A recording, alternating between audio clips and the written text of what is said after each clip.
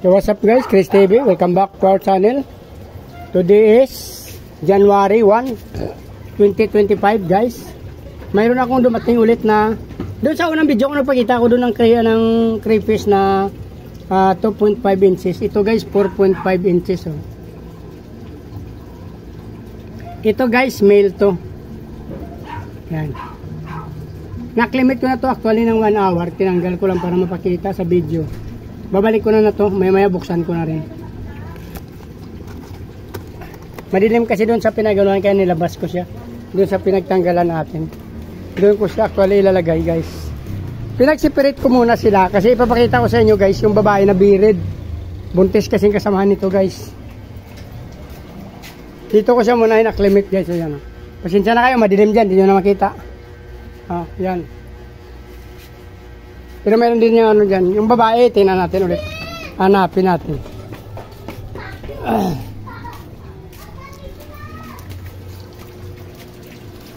Andito kasi guys, yung babae. Hindi ko alam kung saan na napunta.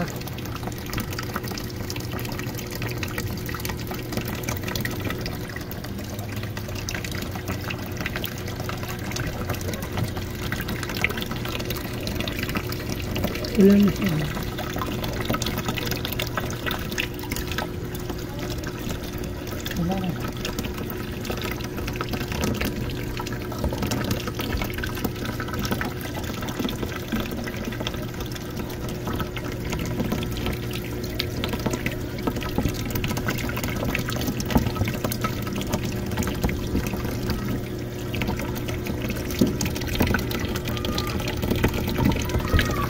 Uy, mukha nakatakas guys, wala na. Ayun o.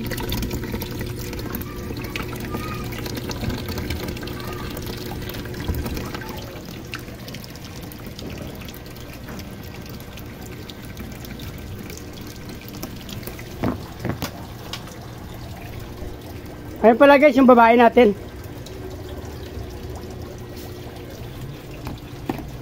Ay.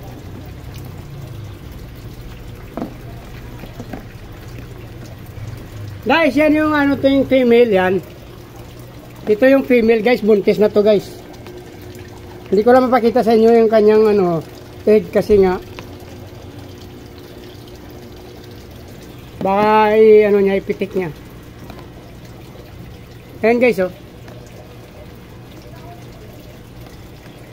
Hindi ko lang maano guys, baka pumitik yung buntot niya kasi matatanggal.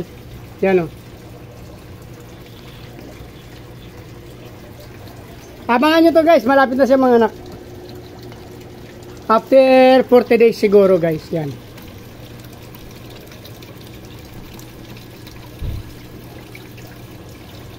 Bitawan na natin kasi buntis, baka may stress at may drop niya. Alanganin. Pag na-drop ng alanganin guys, hindi yung mabubuo.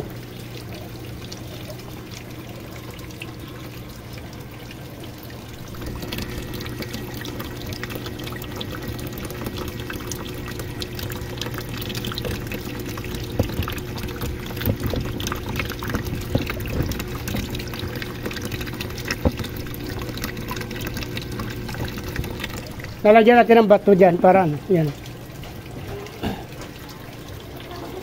Diyan natin tatama yung ating submersible pump, yan. Tatakpan ko kasi ito mamayang gabi guys, kasi nocturnal sila, pagkagabi active sila. So, paggabi tatakpan natin. Mamayang 5 pagkatapos nila kumain. Yun o. Meron tayong pantakip dito guys, mamaya to. Yan. Yan yung mga ating mamayang ano. So guys, abang-abangan tayo. Meron tayong Australian Red Claw na abangan guys, buntis na yon. Sa update ko kayo after 40 days. Magda-drop yon. Sana maabutan natin at mabidyoan. Meron pa tayo dito sa baba na ano, yung ERC din na 2.5 inches lang siya. Yan o. Yan, sit up ko dyan sa baba. Yan. Actually, dumating ito, ano, 26. Ayun guys, o. Lumalabas siya. Nalagyan natin ng bato kasi minsan kailangan nilang huminga din. Minsan nakakahinga sila sa ilalim na gusto nila yung hides.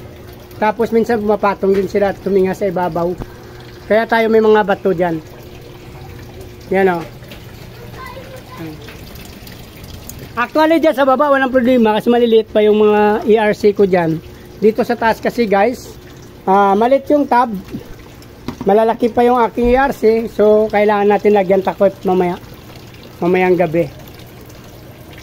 So dito na lang guys. Kung natapos yung video na to, please like, follow, subscribe na lang guys.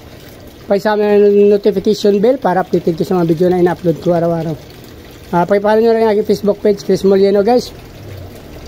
Maraming salamat at mabuhay kayo. Abangan nyo guys. Bye bye.